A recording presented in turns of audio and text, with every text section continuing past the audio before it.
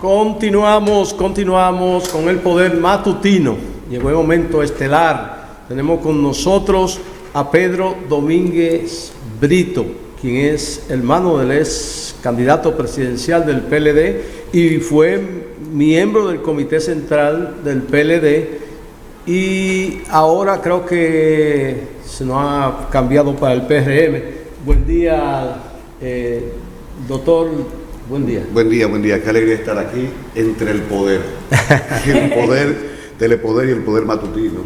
Me siento muy bien estar con 4 grandes profesionales de la comunicación y estamos a su servicio para las preguntas correspondientes.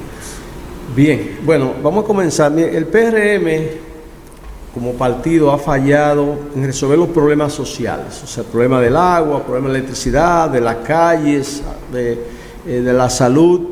¿Usted ve posibilidades en ese partido en volver al poder? Claro que sí, no es posibilidad, que es prácticamente un hecho. Yo entiendo que si el PRM, si vamos razonablemente unidos, debemos de ganar en la primera vuelta. Tenemos un presidente que inspira confianza, que inspira respeto. Tenemos uno de los países con más paz social de todo el hemisferio. Uno prácticamente observa la mayoría de países de Sudamérica o Centroamérica y están absolutamente divididos, están atomizados. Hay odios de parte y parte, odio de la oposición al gobierno y del gobierno a la oposición. Este es de los pocos países donde un presidente se reúne con expresidentes en un ambiente de armonía y de paz para buscar soluciones al problema haitiano, por ejemplo. Entonces, este régimen de paz que tenemos nosotros, de armonía que no existe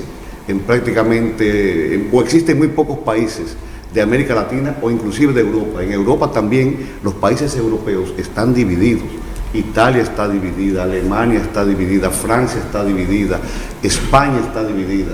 En fin, con todos nuestros problemas de país tercermundista, somos un país privilegiado y somos un país de paz y de armonía. Y eso hay que destacarlo. Licenciado, doctor, hay un desaliento, se siente un desaliento generalizado en las calles cuando hablamos. Y eso en virtud de la pregunta que hizo nuestro compañero con relación a cómo se está dirigiendo el país. Y no lo digo por los expresidentes y demás, sino el pueblo común.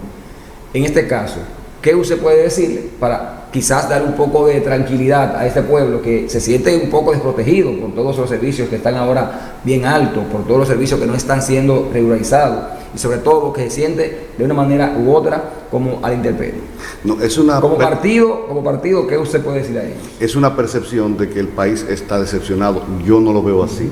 Hay problemas naturales, ancestrales en la República Dominicana que se están tratando de resolver y tenemos un presidente que está trabajando con honestidad. Es un ejemplo de trabajo, de sacrificio y de honestidad.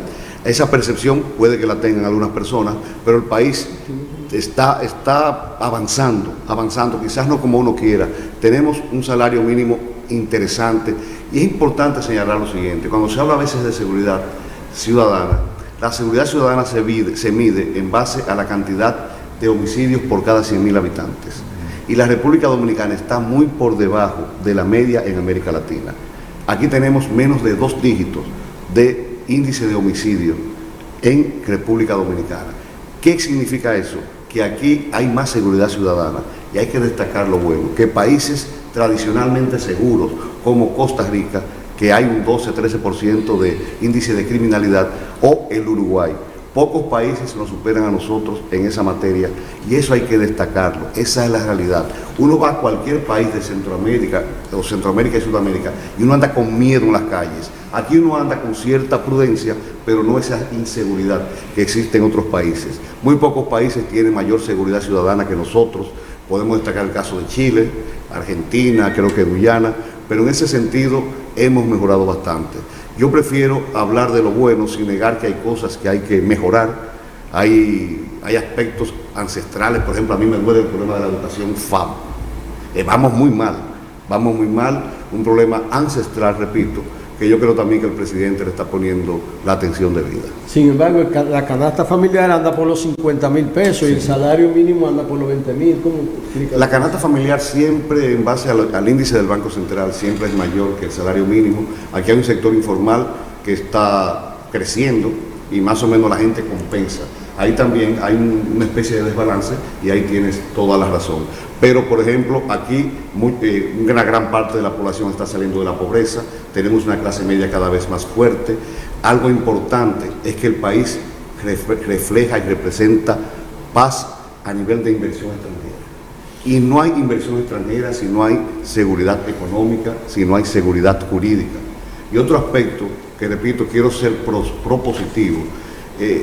A veces, cuando uno le habla a alguien de otro país y le dice que República Dominicana recibe 12 millones de turistas, que nosotros, una isla de 12 millones de habitantes, recibe más turistas que Brasil, que Colombia, que Venezuela, que la Argentina, que Chile, que solamente nos supera a nivel de turismo en América Latina, México, que es una potencia enorme. Entonces el turista va donde hay un ambiente de paz, donde hay un ambiente de seguridad y donde no hay esa miseria espantosa. Tenemos pobreza, pero vamos saliendo poco a poco de la pobreza.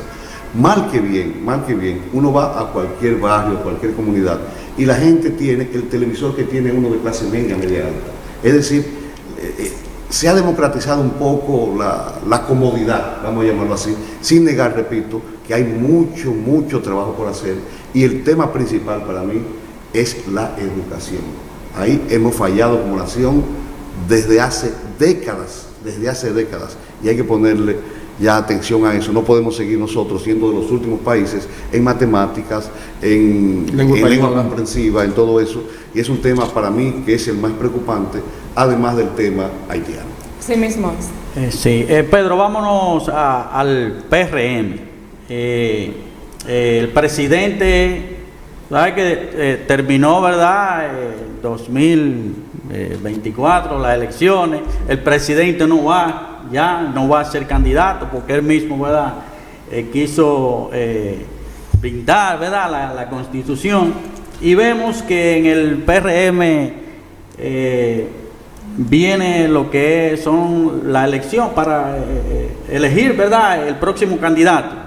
Y vemos varios ahí, vemos a Carolina, a Lobatón y un grupo. ¿Cómo tú ves eso? ¿Cuál es el candidato tuyo para Mira, en 2028? En este tiempo, primero destacar que el PRM tiene una renovación del liderazgo asegurado. Eso no existe en los demás partidos políticos. Y hay muchos liderazgos. Está Carolina, está Raquel, está David, está Tony, está Yayo, está Guido. En fin, mucha gente con mucho potencial, y eso es importante, la renovación. La grandeza del líder real, como es Luis Abinader, es que cede paso al nuevo liderazgo, cuando entiende que ya su tiempo se agotó y cumplió su deber histórico. Otro aspecto importante que hay que destacar es que el PRM, quizás a diferencia de los demás partidos políticos, tiene a un mediador por excelencia, a un líder que va a inspirar confianza para que haya unas elecciones transparentes y democráticas. Y eso no existe en los demás partidos políticos. Esa referencia, ese líder, ese mediador que inspira respeto y confianza a todos los demás precandidatos o el que sea candidato. Entonces, también eso hay que destacarlo. Si no hay esa persona que inspire ese respeto y esa confianza, repito, es muy difícil que haya unas elecciones transparentes, libres y democráticas y aceptadas por todos los que compitan en ellas. Pero no, porque la gente tiene miedo, porque el PRM es lo mismo que el PRD, ¿verdad? Prácticamente la misma militancia que con nuevas siglas. Sí, pero lo que pasa es que históricamente, cada vez que el PRD entra en crisis, es precisamente a la elección de los candidatos, históricamente. Entonces, eso es lo que uno ve. Bueno, ahí se va a ver a armar la fiesta de los monos, va a terminar rabazo. Voy a hacer algo un poco de autocrítica. Uno dice eso, pero caramba, aquí el gran problema del partidismo político es que la diferencia no la hace la ideología, porque no hay ideología. La diferencia la hace el tipo de liderazgo que se tiene. Prácticamente es lo mismo en términos generales, una gente del PRM, del PLD o de la Fuerza del Pueblo. La militancia no tiene diferencias ideológicas, no existe, porque aquí se ha perdido la ideología política como un ente de discusión temática o teórica en los partidos políticos. Los partidos políticos, ninguno tiene una escuela de formación política, ninguno. Recuerdo, el PRD en su momento tenía la Fundación Friedrich Ebert, el Partido Reformista tenía la Konrad Adenauer, Ya eso no existe. Entonces, ¿dónde está la diferencia marcada en nuestros partidos políticos? En la forma de actuar de los liderazgos. En ese sentido, el PRM tiene unos liderazgos que a mi modo de ver es muy superior, sobre todo el liderazgo, a los demás partidos políticos. Si uno toma el liderazgo del PRM con los demás liderazgos, el liderazgo del PRM, Luis Abinader, inspira más respeto, más confianza, más transparencia, más orden que los demás líderes políticos, a quienes yo en lo particular respeto mucho también. En ese mismo ambiente, usted acaba de mencionar a la posible candidata a la presidencia, Carolina Mejía. A mí me gustaría saber, a mí y al pueblo, ¿estaría el país preparado para que sea gobernado por una mujer? El PRM tiene dos precandidatas. Carolina Mejía, estamos hablando en términos ya de lo que se sabe, y Raquel Peña. Cualquiera de las dos sería excelente candidata, como los demás hombres, y cualquiera de las dos ganaría la presidencia fácilmente. Y voy a poner un ejemplo que está bastante traído, el caso de Sheinbaum, la de México. México es un país mucho más machista que nosotros. Sí, totalmente. Y tiene una presidenta que es excelente. Quizás de las presidentas, o presidente, que yo más admiro en el mundo. Una mujer que está dando cátedra de estadismo, de respetar la identidad y la soberanía de México, de rescatar la historia de México, de proteger a México contra los embates de otros gobiernos poderosos que quieren tumbarle el pulso. Entonces la República Dominicana, claro que está preparada para una presidenta. Eso para mí, la mujer en la política dominicana ha llegado donde ha querido. Ahí tenemos tantas mujeres con tantos talentos. Y es más, la mujer es mejor en la política que la... Es mejor administradora. Sí, mejor administradora.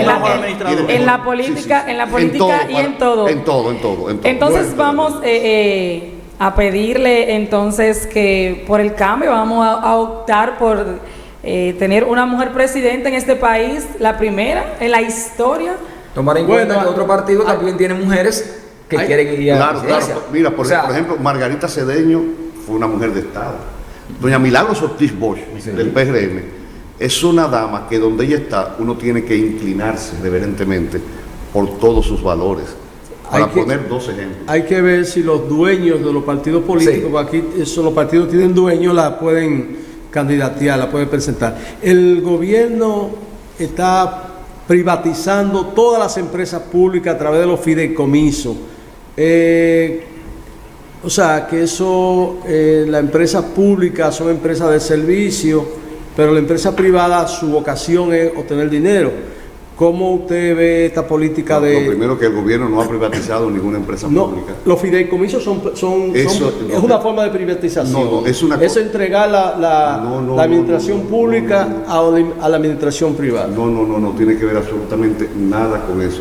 Aquí hay una alianza pública-privada que es interesante, que es esencialmente para nuevos proyectos de carretera, proyectos de construcción, donde eso ocurre en todo el mundo. Alianza pública-privada donde el sector público da una parte y el sector privado da otra. Y eso es positivo porque demuestra la confianza del sector privado invertir en proyectos del sector público. Eso es sumamente positivo y es necesario para el desarrollo del país. Pero aquí no se ha privatizado ninguna empresa del Estado. Pero tú no se has dado cuenta que solamente son las empresas que dejan beneficio las que están en los fideicomisos. No es así. Y naturalmente si va a invertir el sector privado es porque deja beneficio. Y eso es positivo. Ojalá el sector privado y el sector público trabajen cada vez más en mancomunidad, en unidad, en un matrimonio con reglas de juego claras. Y la ventaja del fideicomiso es que hay reglas de juego claras. Ese es un sistema interesantísimo, donde al inversionista o a los que compren se le tiene la seguridad de que su inversión va a estar firme y no tiene ningún tipo de riesgo. Sí, porque es mejor. Estamos claros, perdóname Irenice, estamos claros, pero cuando hablamos de fideicomiso, cuando hablamos también de esa alianza del sector privado y del sector público, quienes menos son beneficiados es el pueblo. No, al contrario. Por ejemplo, el caso de Corazán, un caso directo, que hemos dicho siempre que es semiestatal. Sin embargo, el pueblo tiene que regirse a los reglamentos de ellos. Paga factura eléctrica, pero no hay agua.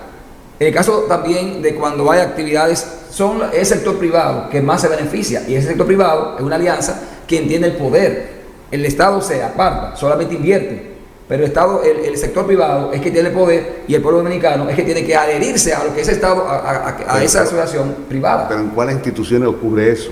Corazán es una institución autónoma, con su presupuesto propio. No es así. Y por ejemplo, cuando el sector privado interviene, es un asunto, por ejemplo, de una carretera, de un proyecto habitacional. No tiene que ver con servicios básicos, esenciales, aunque la educación, aunque la vivienda es esencial, pero no tiene que ver con el agua, no tiene que ver con la energía eléctrica, no tiene que ver con la seguridad nacional, sino son con elementos diferentes para el desarrollo integral de la sociedad. No existe eso que dicen de que el sector privado se está apoderando del sector público bajo ninguna circunstancia. Mire el ejemplo de Puerto Plata con el teleférico, ya eso va a ser privado y una empresa que estaba trabajando bien, o sea, como estaba funcionando bien, pero se la van a entregar al sector privado. Bueno, con el Código Penal, que no hemos hablado nada de eso, pero por ejemplo el código que teníamos de 1884, un código ya bastante viejo, 41 años. Sin embargo fue aprobado y hay una serie de cosas como el artículo 14, que es como un corso para la corrupción, la impunidad, porque dice que los empleados públicos en la administración pública no se pueden tocar. ¿Cómo usted califica este código? O sea, primero, con la corrupción no dice eso, que no se puede tocar. La corrupción ahora mismo, inclusive en este código, va a ser más fuerte la condena. Algo que no existía en el código actual, porque no ha entrado en vigencia el Código Nuevo Penal. No, dentro de un año. Sí, es un código que se fue inspirado en el 1810, en el Código francés. Y entró en vigencia en 1884, 141 años. 141 años. Inclusive ahora la corrupción administrativa no solamente va a ser más sancionada, sino aquella persona que sea condenada no podrá ejercer sus funciones, estará inhabilitado de por vida para ejercer una función pública. Es más fuerte con relación a la corrupción administrativa. Y es un código que podrá tener sus puntos negativos, pero en esencia es un código muy positivo, muy positivo. Tiene temas que no estaban establecidos en el código anterior, por ejemplo, el tema del sicariato, ese tema no estaba establecido, el tema del feminicidio no estaba establecido, el tema del bullying no estaba establecido, el tema de los crímenes de lesa humanidad, que ahora mismo está muy en boga por lo que está sucediendo en Ucrania, por lo que está sucediendo en Gaza, y eso es importantísimo. El crimen de las agresiones sexuales, que la prescripción aumentó 30 años más. Aquí habrá ya cúmulo de penas, porque antes tú matabas a una gente, mataba a otra, lo hacía mediante un robo, con un arma ilegal, y la pena máxima era 30 años. Ahora podrá ser 40 o hasta 60 años. En fin, es un código garantista. Habrá ya un libro sobre aquellas personas que son agresores sexuales. Habrá un reingreso, una reintegración más fácil de aquellas personas que están condenados, de aquellos privados de libertad. En fin, es un código mucho más garantista, mucho más amplio, tiene temas un poquito delicados, que no toda la sociedad estará de acuerdo, pero así está este código, que es un gran avance. Casi todos nuestros códigos han sido modificados, casi todos. El único que no había sido modificado es el Código Penal, y gracias a Dios tenemos uno, luego de décadas de que nuestros legisladores no se ponían de acuerdo, y por fin se pusieron de acuerdo. Avanzamos. Aunque sin las 3 causales, indudablemente. Lo de las 3 causales es un tema que podríamos tocar un programa para ello. Lo primero, de las 3 causales hay una que el código la establece. O sea, estamos hablando que quedarían 2. Es cuando la madre y el hijo tienen problemas y uno de las 2 vidas tiene que salvarse. El médico va a establecer que se debe salvar la vida de la madre. Y eso ha sido así siempre. Las otras 2 causales es otro tema que no voy a tocar. Ahora bien, dentro de los 3 poderes del Estado, aunque los 3 son importantes, hay un poder que es el más importante, que es el poder legislativo. El poder legislativo es la esencia de los 3 poderes del Estado, sin negar que los otros 2 tienen una importancia enorme. Entonces, el poder legislativo se puso de acuerdo para el tema de las 3 causales. Ahora bien, como el poder legislativo, el senador, el diputado, es el representante del pueblo, en unas próximas elecciones, quienes estén en favor de las 3 causales, que propongan eso, y que propongan y voten por legisladores para que modifiquen el Código Penal y vuelvan a las 3 causales. Es un asunto de democracia y de representación en el Senado y en la Cámara de Diputados. Y de intereses también, para que el poder eclesiástico le tumbó el pulso al gobierno. Pero eso sí o no, o sea, puede también haber convicción, haber convicción. Y hay gente, por ejemplo, yo conozco un caso, y no quiero ser un indiscreto con esto, de una persona, una dama, que estaba en favor de las 3 causales hace varios periodos. Es de Santiago, una diputada, y apoyaba las 3 causales, y la iglesia se opuso, y fue de las diputadas más votadas. En fin, a veces se malinterpretan las cosas. Quizás muchos de esos legisladores lo hicieron no por presión, sino por convicción. Sin negar que también había mucha presión del otro lado. Había más presión para que se aprobaran las 3 causales, más presión de grupos de la sociedad civil, más presión de instituciones locales e internacionales para que se aprobaran las 3 causales, que la presión que había local para que no se aprobaran. O sea, que ellos no bajaron línea, o sea, la religión... No, cada quien defiende sus convicciones y sus planteamientos. Como bien la iglesia defendía que no se aprobaran las 3 causales, otros grupos defendían que se aprobaran. ¿Y quién eligió? Los representantes del pueblo. Si quieren cambiar eso, que cambien los representantes del pueblo y voten por personas que defiendan las 3 causales. El juez Alejandro Vargas ha manifestado en unos momentos con relación a la preocupación que tiene, porque eso le quita poder, dice, a muchos de los abogados, al ministerio, porque dice que hay penas que le afectan a la hora de ellos dictar algún tipo de sentencia. ¿En qué sentido lo dice él y qué le merece a usted? Él estableció algo interesante, que las penas mínimas son muy largas, son muy grandes. O sea, porque un juez, si te ponen a ti a elegir el juez en su íntima condición entre una pena de 3 a 20 años, uno más o menos ve las circunstancias atenuantes. Pero en este caso, si es de 10 a 20, ya tú estás limitado. Entonces lo que dice algo interesante, que hay penas mínimas que son muy, muy grandes. Entonces que el juez debe tener una oportunidad de evaluar con penas mínimas dependiendo de las circunstancias, y yo en ese aspecto estoy de acuerdo. Uno tiene que evaluar, no es fácil juzgar, el juez no es fácil juzgar. Lo que uno ve muy frío, hay cuestiones que hay que ponerse en el cuerpo del inculpado, el por qué lo hizo. Miren, por ejemplo, a mí me llegó un caso. Un niño, le matan sus familiares y se va del pueblo. Regresa para ver a su pueblo ya joven, adulto, y quienes mataron a sus familiares empezaron a decirle: si sigues aquí te vamos a matar como matamos a tu madre. El tipo se emborrachó y mató 2. Entonces, un homicidio, naturalmente, homicidio hizo, pero caramba, tú tienes que entender las situaciones, las circunstancias. Entonces, en esas circunstancias el juez debe tener cierta flexibilidad que aparentemente no la tiene el nuevo Código Penal. Pedro, vi a Ricardo de los Santos, presidente de los senadores, decir que estas vacaciones que va a tener el código entra en vigencia en un año. Dice que en el camino se puede enmendar algunas cuestiones. Por ejemplo, algo que yo veo, el cúmulo de pena hasta 60. Pero entonces eso entra en contradicción con la Constitución, donde se establece de que la finalidad de la pena es reinsertar ese individuo a la sociedad, ¿verdad? Entonces, dígame usted, una persona que entre de 40 años, 60 son 100. O sea, no hay forma. O sea, que veo el asunto que usted estableció sobre la violación entre parejas. Yo creo que eso va a traer un conflicto aquí con la mujer. Cuando la mujer hay un problema y diga que su esposo la violó, aquí va a haber problemas, digo yo. Que eso, entiendo yo, que eso que dijo de los Santos, con relación a que el código tiene este año para que nosotros, la comunidad jurídica, ¿verdad?, conozca y el sistema se prepara, y otra para si hay que inventar algún error. ¿Cómo ves tú, Pedro?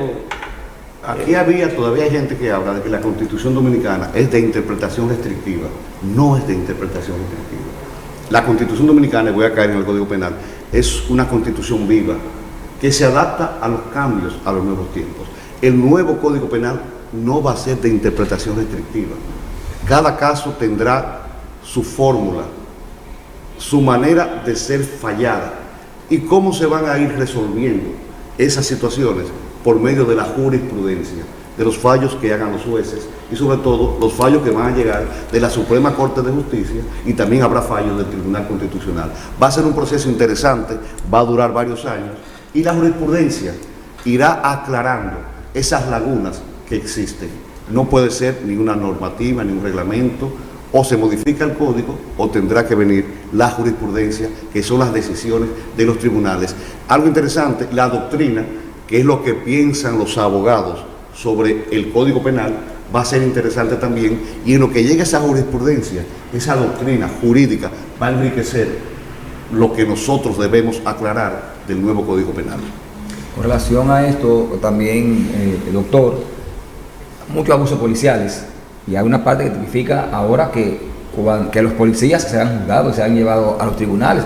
Eso hace tiempo debió hacerse sin o con código, porque los abusos no son admitidos en ninguna parte. Sin embargo, ¿esta parte le va a beneficiar o no a la población, o simplemente quedará? Porque aquí todo se queda al veremos. Mira, va a beneficiar mucho, y te voy a poner un detalle.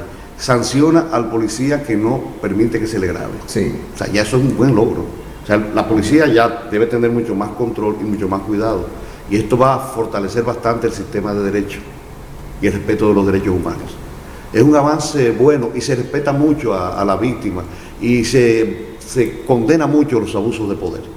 También eso es positivo. Algo también interesante que leí es que, aunque estaba establecido, pero ahora está más fuerte, aquellas personas de las empresas privadas que cometan actos penales, es decir, los administradores, los propietarios, van a tener una fuerte condena también en materia penal. Algo también positivo en la República Dominicana.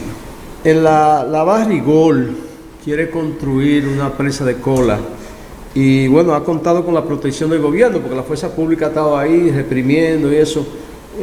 ¿Usted tiene alguna opinión con respecto a eso? La fuerza pública, o sea, no la protección del gobierno. Bueno, la policía está no ha habido, y parece que la policía está representada, dirigida por el gobierno. No, parece que había algo de un sector privado que no tenía que ver con esa parte. Ahora bien, con relación a lo de la presa, sí, la comunidad está hablando, y el Estado, el gobierno, debe de tener oídos para escuchar lo que va a pensar la comunidad con relación a esa presa, luego de los estudios de impactos ambientales, etcétera. Es un tema que no lo domino, pero sí la parte de que las comunidades saben lo que les conviene o no. Volviendo al Código Penal, a mí me gustaría saber, a mí y a todo nuestro televidente, ¿cómo va a favorecer la nueva ley sobre el alquiler? O sea, esos cambios, ¿qué tan positivo y qué tan negativo va a ser para el usuario, o el inquilino, o el dueño de la vivienda?